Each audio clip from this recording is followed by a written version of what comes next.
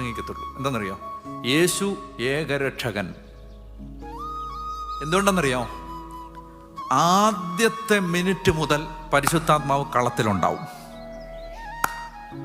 Youth ധ്യാനമാണ് ഏറ്റവും difficult ധ്യാനം. പക്ഷെ ആദ്യത്തെ ടോക്ക് മുതൽ പരിശുദ്ധാത്മാവ് ആ പ്രദേശത്ത് മുഴുവൻ ഉണ്ടാവും. കാരണം ഈ പരിശുദ്ധാത്മാവിന് ഭയങ്കര ഇഷ്ടമാണ് യേശു ഏകരക്ഷകനാണെന്ന് പറയുന്നത്.